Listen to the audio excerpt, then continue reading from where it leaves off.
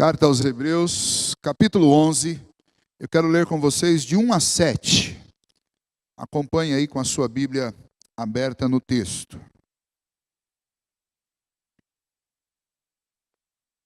Ora, a fé é a certeza de coisas que se esperam, a convicção de fatos que se não veem, pois pela fé os antigos obtiveram bom testemunho. Pela fé entendemos que foi o universo formado pela palavra de Deus, de maneira que o visível veio a existir das coisas que não aparecem. Pela fé Abel ofereceu a Deus mais excelente sacrifício do que Caim, pelo qual obteve testemunho de ser justo, tendo a aprovação de Deus quanto às suas ofertas. Por meio dela, também, mesmo depois de morto, ainda fala. Pela fé Enoque foi transladado para não ver a morte. Não foi achado porque Deus o transladara, pois antes da sua transladação obteve testemunho de haver agradado a Deus. De fato, sem fé é impossível agradar a Deus, porquanto é necessário que aquele que se aproxima de Deus creia que Ele existe e que se torna galardoador dos que o buscam. Pela fé, Noé, divinamente instruído acerca de acontecimentos que ainda não se viam, e sendo temente a Deus, aparelhou uma arca para a salvação da sua casa, pela qual condenou o mundo e se tornou herdeiro da justiça que vem da fé. Fé, esse é o nosso assunto. E eu gostaria de desafiá-los através desse assunto, que vocês já ouviram um pouco na mensagem para as crianças. Eu gostaria de desafiá-los a refletir sobre o seguinte tema: vivendo e avançando pela fé nesse mundo caído. Vivendo e avançando pela fé nesse mundo caído. A palavra fé é uma palavra extremamente abrangente e acaba se tornando um grande enigma para muitas pessoas. Porque as pessoas têm falsas concepções a respeito de fé, e essas falsas concepções a respeito de fé acabam afastando-as do que realmente é fé. Um misticismo reinante dentro da nossa sociedade faz com que as pessoas tenham conceitos que são conceitos extremamente vagos a respeito de fé. Se eu perguntasse aqui, talvez alguém até dissesse um desses conceitos. Mas é comum você ouvir alguma pessoa falando a respeito de fé, dizendo o seguinte: olha, você precisa acreditar em você mesmo. Você precisa ter fé em você mesmo. Ou algo parecido. Você precisa escolher algo em que acreditar. Outros dizem o seguinte: olha, fé é um pensamento positivo, é uma assertividade de mente, de coração, envolve todas as suas emoções. Quando você põe uma coisa em foco e você pensa naquilo, mentaliza aquilo, deseja aquilo, almeja aquilo, trabalha por aquilo. As pessoas acham que fé é algo assim, é uma coisa mágica, que alguns têm e outros não têm. E aí, quando você precisa de algo, você procura alguém que tem fé para pedir isso para você. Já ouviu aqueles famosos oradores, né? Existem igrejas inteiras que são construídas em cima da figura de uma pessoa que supostamente tem fé. Ah, vamos lá pedir para fulano orar, porque fulano ora e Deus atende. Tem muita fé, tem mais fé do que eu. E será que esses conceitos são reais a respeito de fé? A definição de fé, embora ela seja no emaranhado de muitas outras definições, ela seja algo que é aparentemente simples, mas é algo absolutamente poderoso, e você precisa entender isso para a sua vida. É exatamente o que eu descrevi para as crianças. Quando nós lemos o primeiro versículo aqui, onde o autor da carta aos Hebreus dá uma definição de fé, nós encontramos precisamente, nas palavras dele, uma definição absolutamente certa, objetiva e clara sobre o que é fé. Fé é o encontro entre duas coisas, dois grandes poderes. Fé é o encontro entre a crença, a confiança, a convicção e o objeto da crença. É o encontro entre o crer e a crença. Imagine o seguinte, olhe para o texto. Fé é a disposição sua de acreditar em algo. E aqui nesse texto o autor diz: ora, a fé é a certeza, ou seja, a sua crença, a sua confiança, a sua convicção de coisas que se esperam. O que você espera? No caso das crianças aqui, eu usei o exemplo da palavra do pai. O pai disse que ia acontecer, as crianças fazem, crendo que o pai disse vai acontecer. Trazendo isso para o universo da fé cristã, daquilo que nós somos. É a nossa convicção, a nossa certeza, a nossa confiança naquilo que é a nossa crença. A nossa crença é a palavra de Deus, é aquilo que Deus revelou a nós. A nossa fé, a nossa crença, o conjunto de coisas nas quais nós acreditamos, são as promessas, as leis, as profecias dadas pelo Senhor. E por fim, de forma muito ampla, é o próprio Senhor Jesus. Ele é o conjunto de tudo que nós cremos. Nele se concretiza, nele se revela, nele se apresenta todo o conteúdo da nossa crença. Então, o que é fé? Fé é crer numa crença. A nossa fé cristã é crer naquilo que o Senhor revelou a respeito de si e do seu projeto para a nossa vida. Isso é fé. E então não é uma questão de misticismo, não é uma questão de mágica, mas é uma questão quase racional. É uma questão quase racional. Por quê? Porque para entender o que você acredita, você precisa estudar, usar as suas capacidades cognitivas e ler o que Deus fez, e ler o que Deus prometeu, e ler o que os profetas nos trouxeram de revelação da parte de Deus, para que eu possa viver uma vida de fé. A vida de fé é a vida daquele que acredita no que o Senhor revelou, no que o Senhor fez. O ponto é, o autor da carta aos Hebreus está escrevendo essa definição de fé por um propósito. Qual o propósito dele? A carta aos Hebreus, quando foi escrita, o contexto da época em que as pessoas viviam era um contexto de grande e profunda perseguição aos cristãos. Especialmente aos cristãos que tinham se convertido do judaísmo para o cristianismo. Os romanos, os gregos, os gentios, eles não perseguiam aqueles que eram cristãos simplesmente porque eles se converteram. Eles perseguiam por causa das suas diferenças quanto a culto, quanto a crença. Mas os cristãos, os judeus, eram perseguidos porque eles abandonaram o judaísmo. Havia um elemento maior de perseguição sobre eles.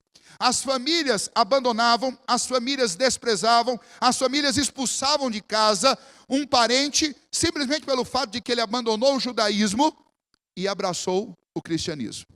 E nesse contexto, muitas igrejas que estavam tomadas por judeus, elas eram tentadas a trazer algum elemento do judaísmo e tentar associar com o cristianismo para que pudesse haver uma convivência pacífica entre judeus não convertidos ao cristianismo e judeus convertidos ao cristianismo.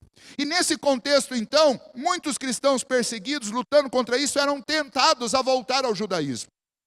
E então o autor da carta aos Hebreus escreve mostrando a superioridade de Cristo, a superioridade do Evangelho, a superioridade da fé em Cristo Jesus. Mostrando para aqueles cristãos que eles não deveriam voltar aos sacrifícios, eles não deveriam voltar àqueles cerimoniais, eles não deveriam misturar o judaísmo com o cristianismo, porque o que eles tinham agora era superior. Aquilo que eles receberam de Jesus era superior àquilo que foi recebido por Moisés. Aquilo que eles receberam de Jesus é superior àquilo que foi trazido por anjos. Aquilo que eles receberam do Senhor Jesus era superior a todo aquele sistema sacerdotal que existia da descendência de Arão. Porque Jesus, ele é o verdadeiro sumo sacerdote.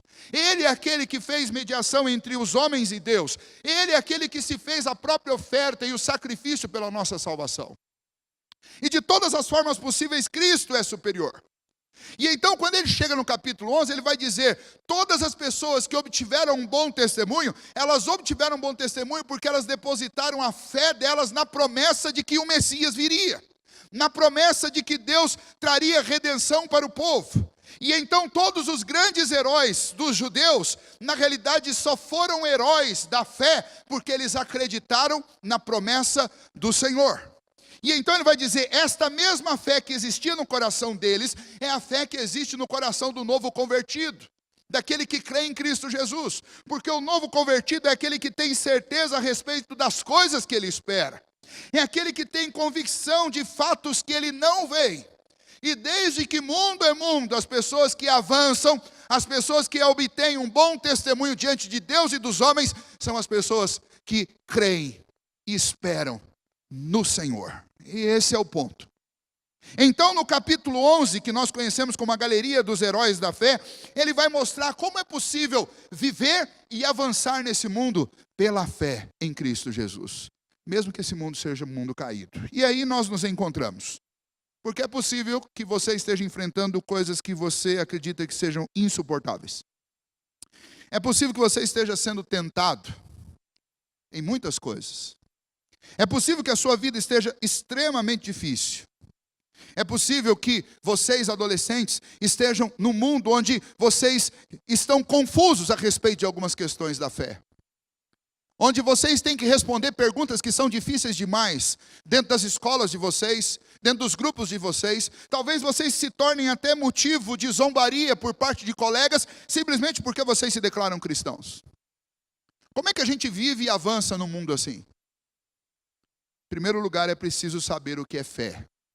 E por isso eu defini para vocês, seguindo a sequência do texto como o autor fez.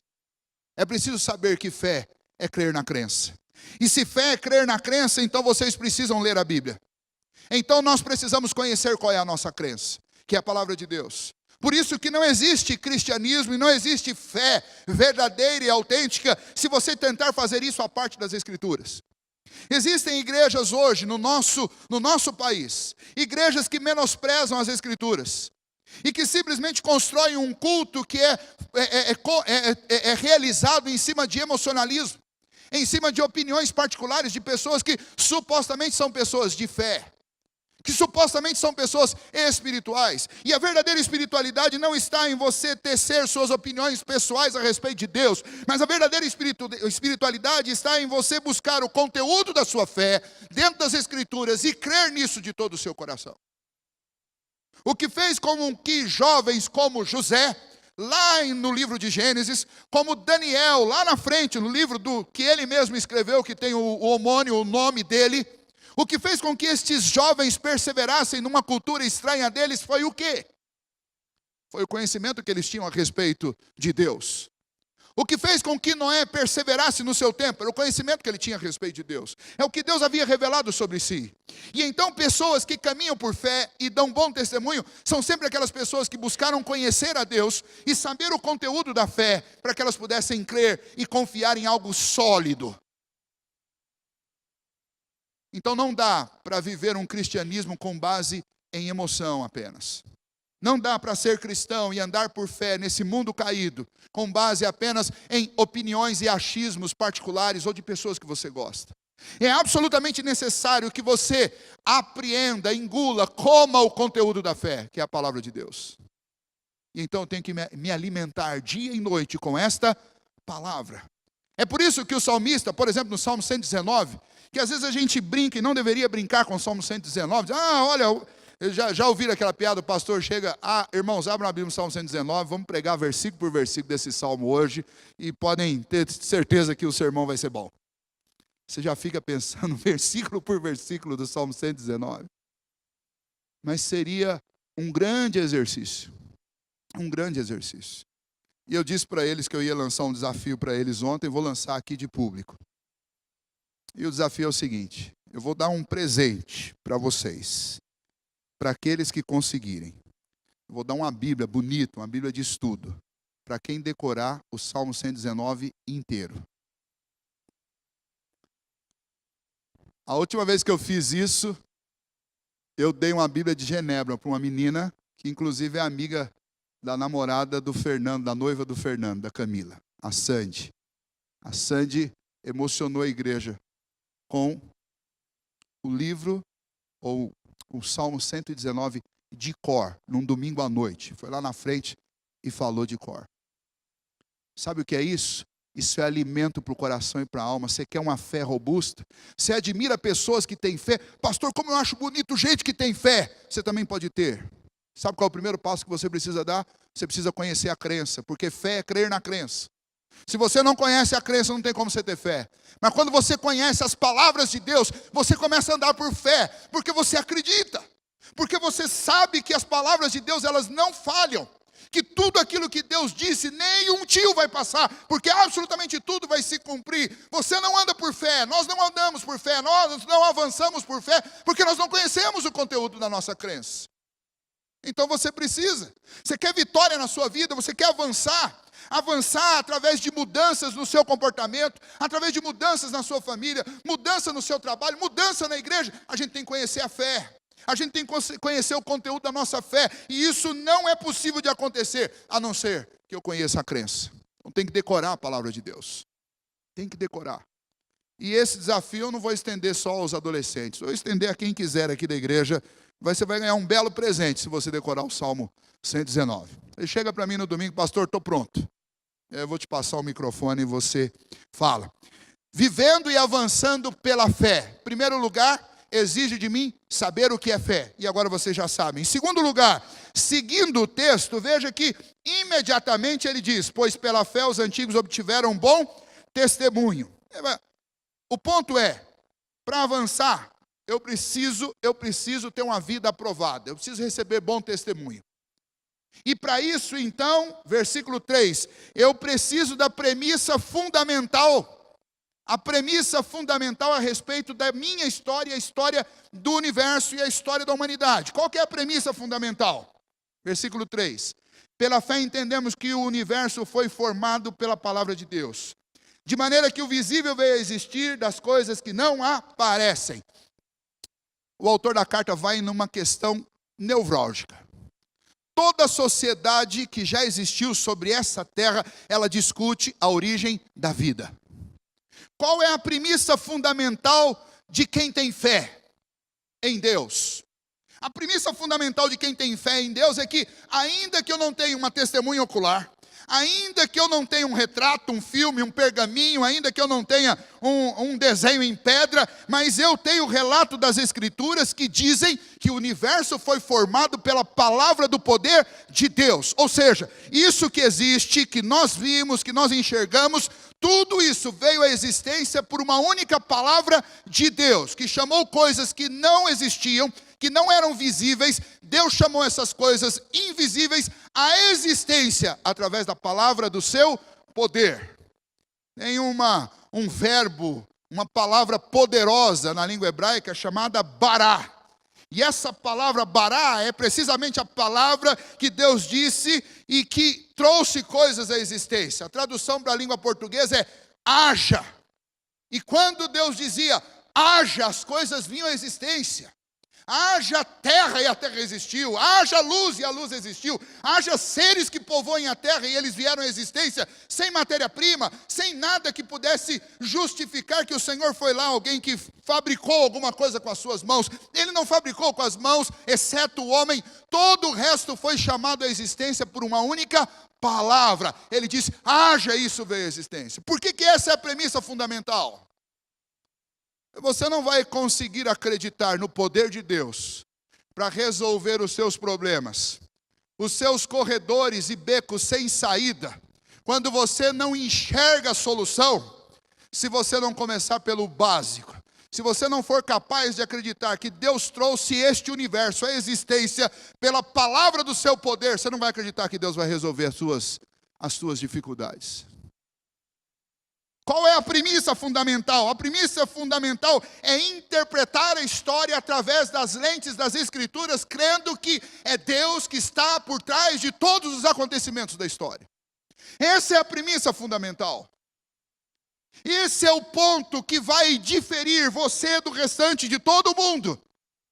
É crer, absolutamente crer, que Deus é o responsável por todas as coisas que vieram à existência, por tudo que acontece na história, mesmo as coisas mais inexplicáveis, tem a mão de Deus por trás, porque Ele governa todas as coisas.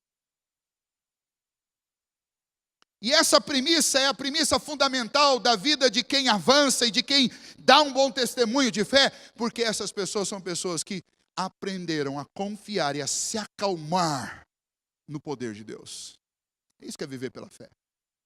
E aí quando nós vamos lendo, é o que ele vai fazer a partir do versículo 4, o testemunho na história dessas pessoas, nós vamos encontrar nesse livro, pessoas fracas que Deus fez forte.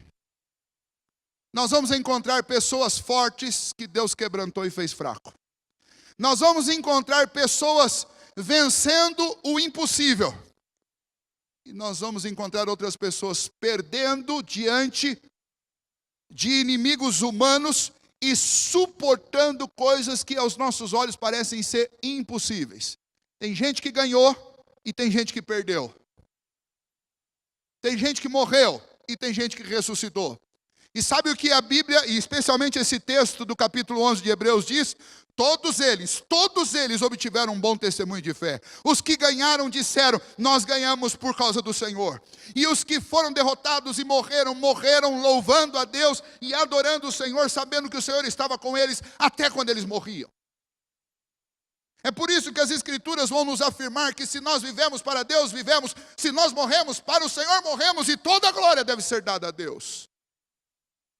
Isso é testemunho, isso é viver por fé, é viver convicto de que o final da nossa história já foi escrito por Deus. E o que cabe a nós é andar bem por essa história.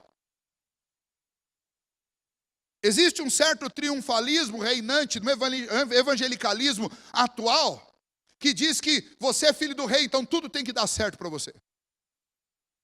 Isso é mentira.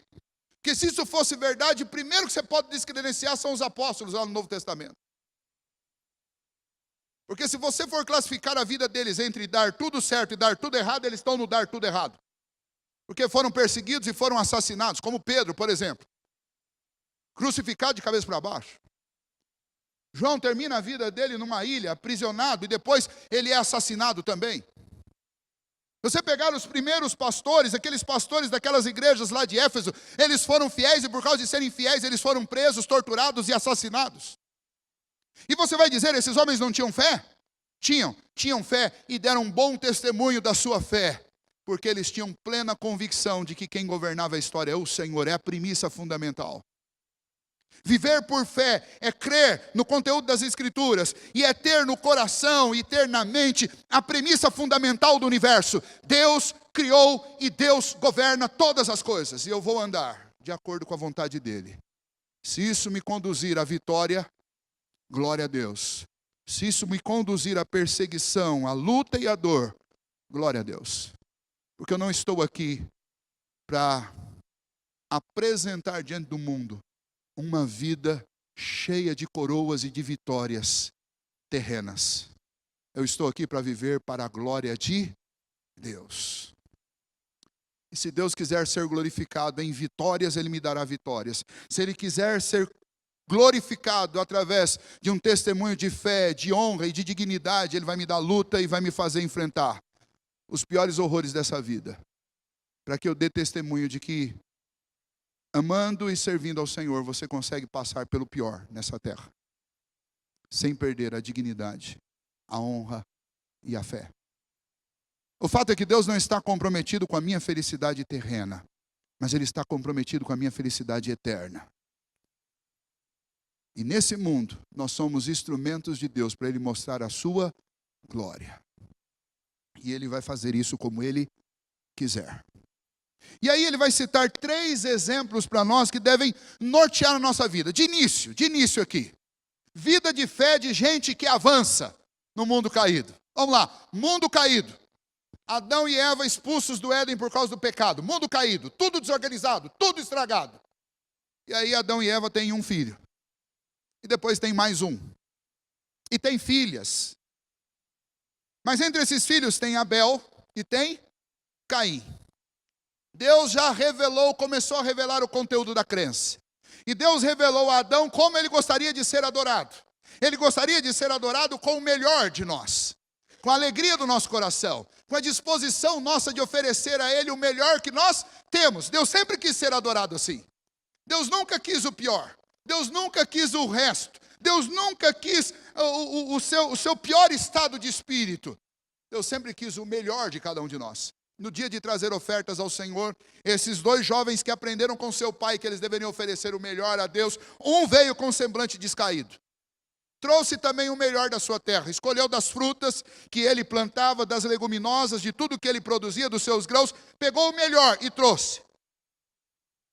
Abel trouxe dos seus rebanhos a melhor ovelha. E ofereceram ambos sacrifícios a Deus. Abel foi recebido e o seu sacrifício foi aceito. Caim não. E a resposta vem lá, logo em seguida. Deus questiona Caim e diz: Caim, por que você está andando com o semblante descaído? Você anda emburrado. Você faz as coisas contrariado.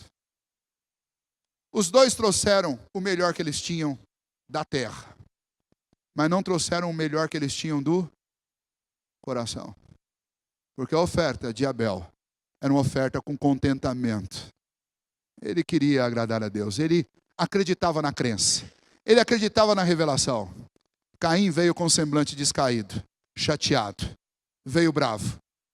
Porque apesar de ele estar obedecendo o que o seu pai lhe ensinou, ele não estava obedecendo com alegria. Ou seja, o que ele estava trazendo não era autêntico nem verdadeiro.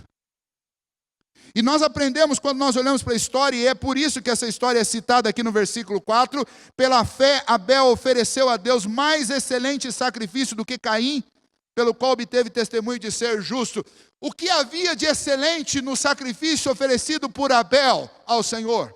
O que havia de excelente no sacrifício dele é que a adoração dele era norteada pela vontade de Deus. O que ele queria estava em perfeita harmonia com o que Deus queria. Ele queria adorar a Deus. E então ele trouxe para Deus não apenas o melhor animal que ele tinha, mas ele trouxe diante de Deus a melhor disposição do coração. Caim entendeu isso, mas ele não concordou com isso. Ele sabia, mas ele não estava fazendo pela fé. Ou seja, ele não estava fazendo crendo na crença. Ele estava fazendo porque ele tinha que fazer.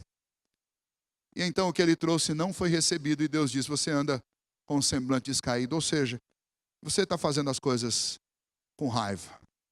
Você está fazendo as coisas com o coração desassociado do que você faz. Nós só avançaremos e viveremos pela fé quando a nossa adoração ela for norteada pela vontade de Deus. Quando o que a gente trouxer diante de Deus, a gente traga com o coração feliz, com o coração alegre. Isso tem a ver, por exemplo, com a maneira como nós ofertamos.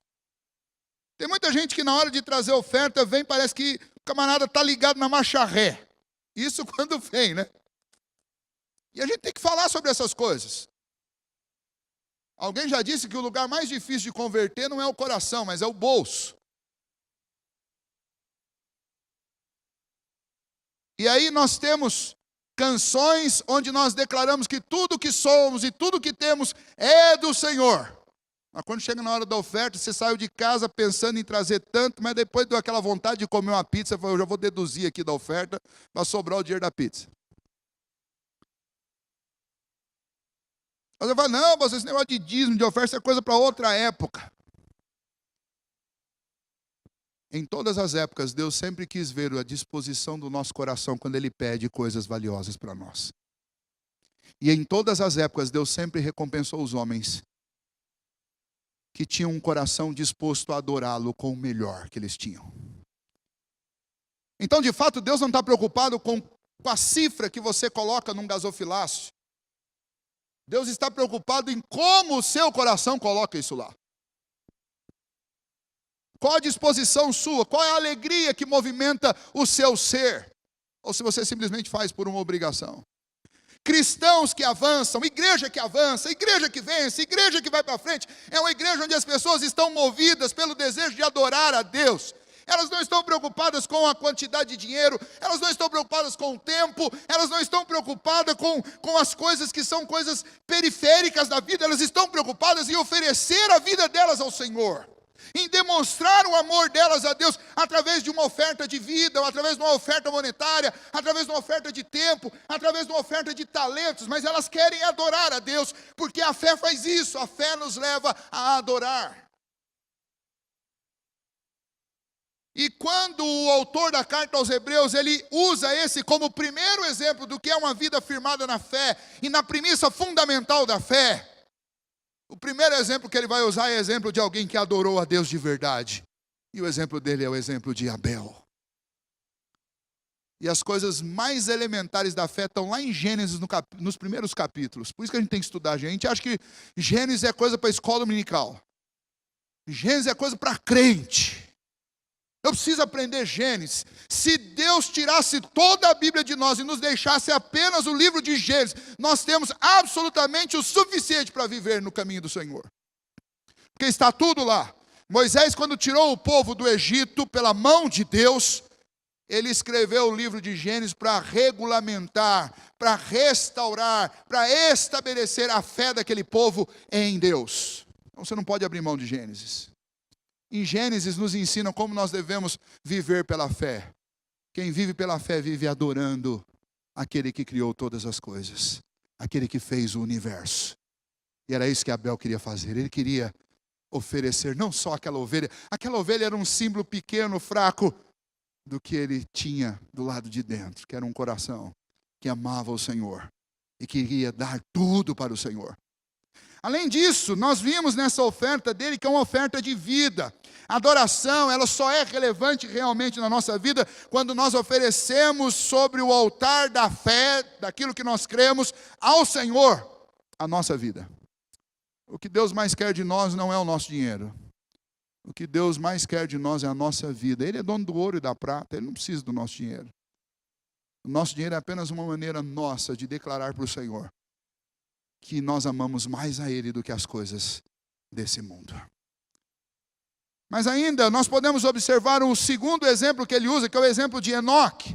E esse está registrado lá em Gênesis, no capítulo 5, de 21 a 24.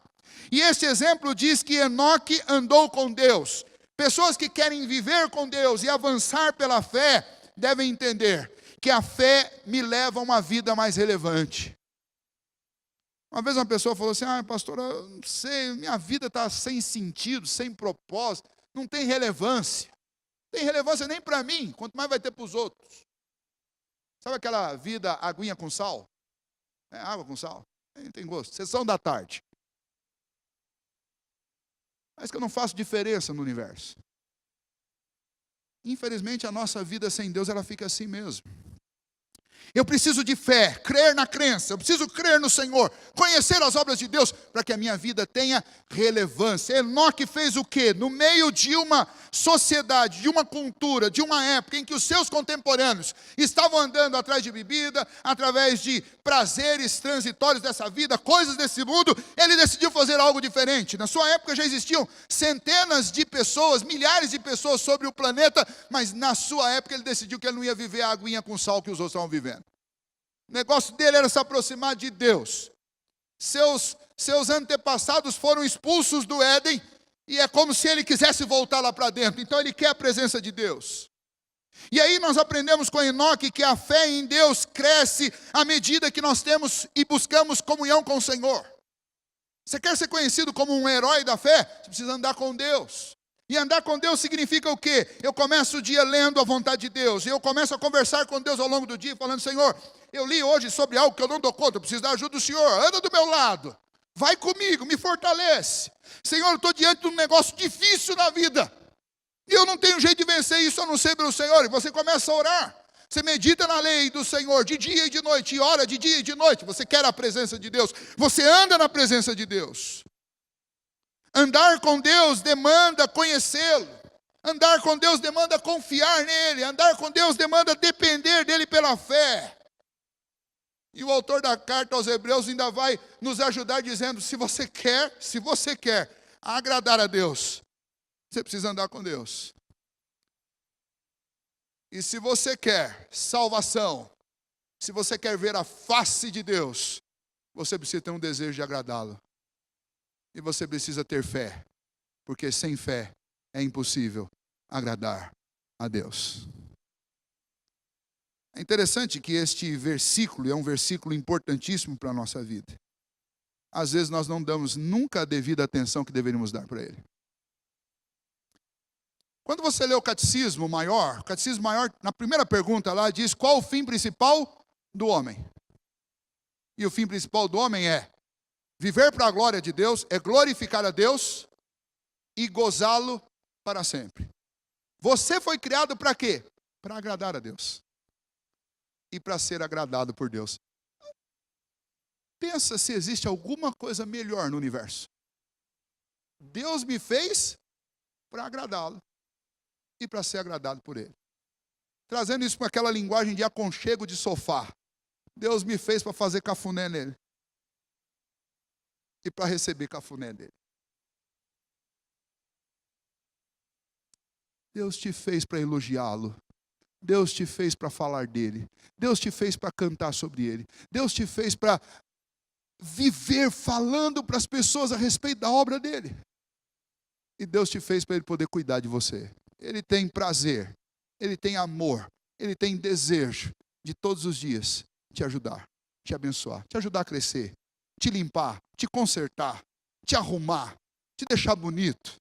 Quando nós lemos lá na carta aos Efésios, falando a respeito do que o marido deve ser para a esposa e do que a esposa deve ser para o marido, ele fala a respeito do sacrifício que Jesus fez pela igreja dele, para apresentar essa igreja diante de Deus como?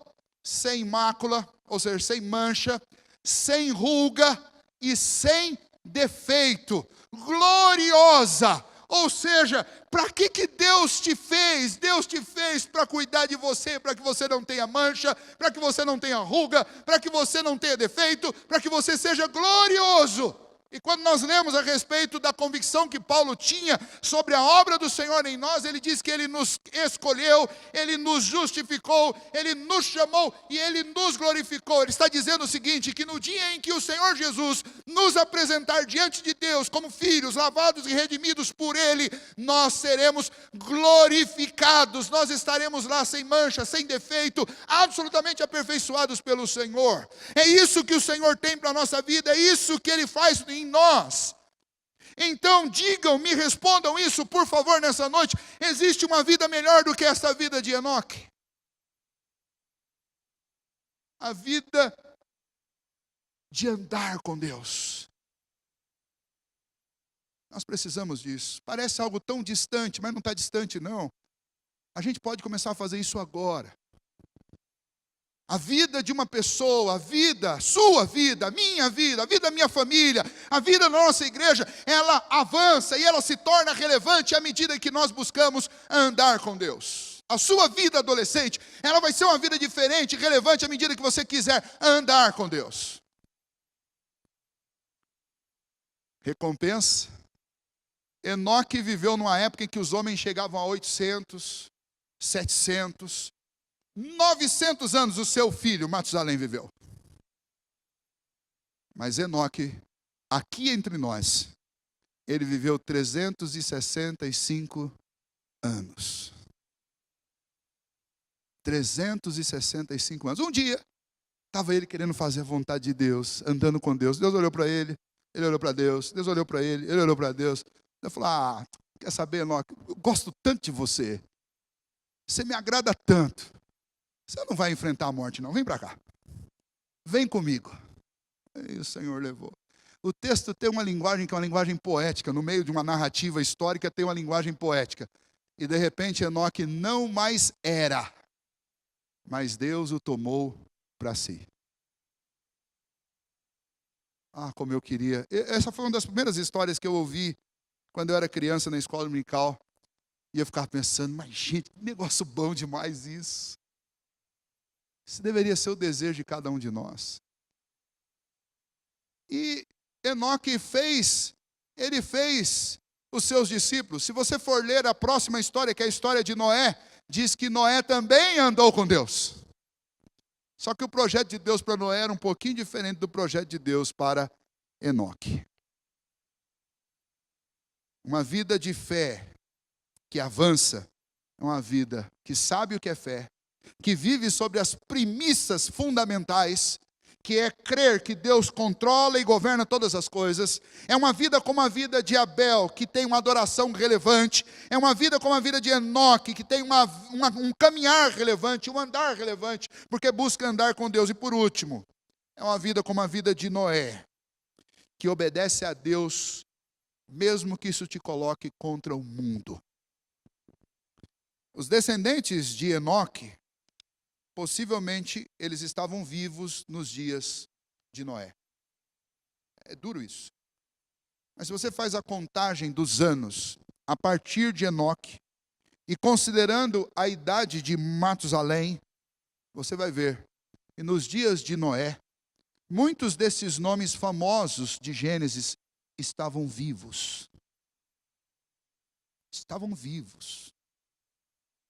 Mas o mundo tinha se corrompido de tal maneira, que as pessoas, com exceção de Noé, não andavam mais com Deus. Não acreditavam no Senhor, não tinham mais fé. Deixaram de crer na crença.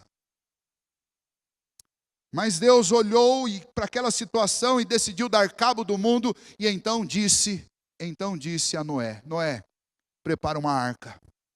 Noé, aparelha para mim um navio, porque eu vou acabar com tudo isso. As pessoas não andam mais comigo. Os homens não me servem mais. E a maldade destes homens subiu a tal ponto, a uma condição tão terrível, que eu não posso suportar mais. E Noé começou uma construção de uma arca. Isso é tão espantoso. Ele começou a construir um navio gigantesco num lugar onde não tinha rio. Numa terra onde nunca antes tinha chovido, porque nunca tinha chovido até então. Aí você pensa assim: mas pastor, como nunca choveu? Como é que as plantinhas cresciam? Como é que... Na Pangeia, que era o continente único antes do dilúvio, não havia essas condições climáticas que produzem a chuva que nós temos hoje. Mas havia todas as manhãs uma densa e forte neblina que umidificava toda a terra. E quando você conversa com arqueólogos, e especialmente com pessoas ligadas à agricultura, elas dizem: esse é o melhor dos mundos. É um lugar onde você tem um sereno bem forte pela manhã, e depois você tem calor. Isso é o melhor. Porque não adianta chover e depois passar 15 dias de seca.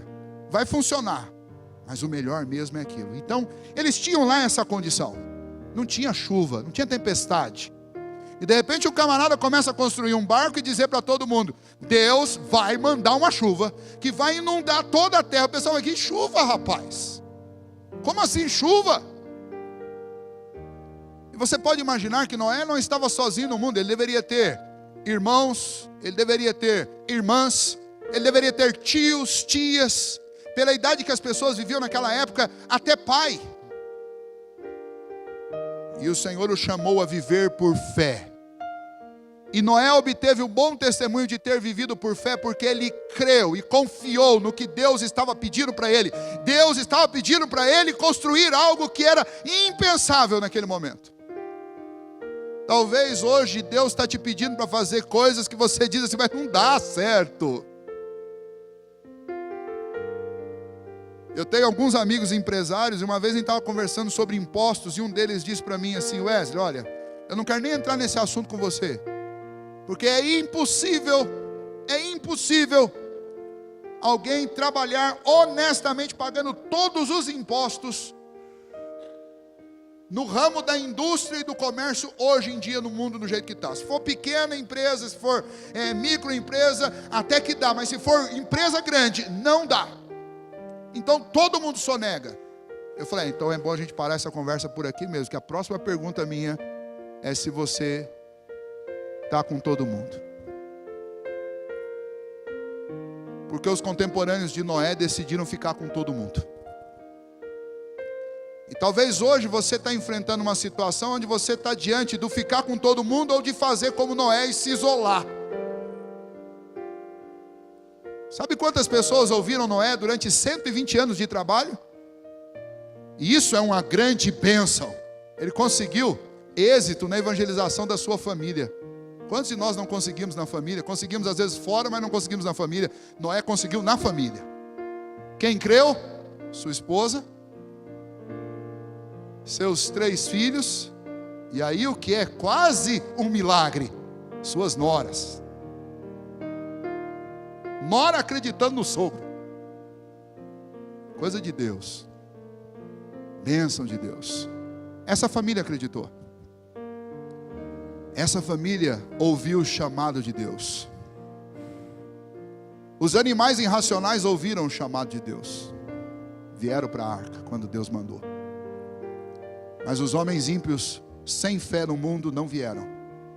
E por causa disso, uma civilização, eu disse isso para vocês alguns dias atrás, numa contagem, numa prospecção mínima, de Adão até Noé, são cerca de 1.700 anos, numa prospecção mínima, numa sociedade onde as pessoas vivem como nós, 80, 100 anos, e não era o caso, porque eles viviam 800 anos, e um dia eu quero dar um estudo sobre isso aqui. Não é fictício, isso é ano de verdade mesmo, é ano de 365 dias. Você pergunta, pastor, como é que esse pessoal vive isso tudo? E a gente não consegue passar dos 80, olha lá, o Sr. Gilberto chega lá e o pessoal ainda fica rindo.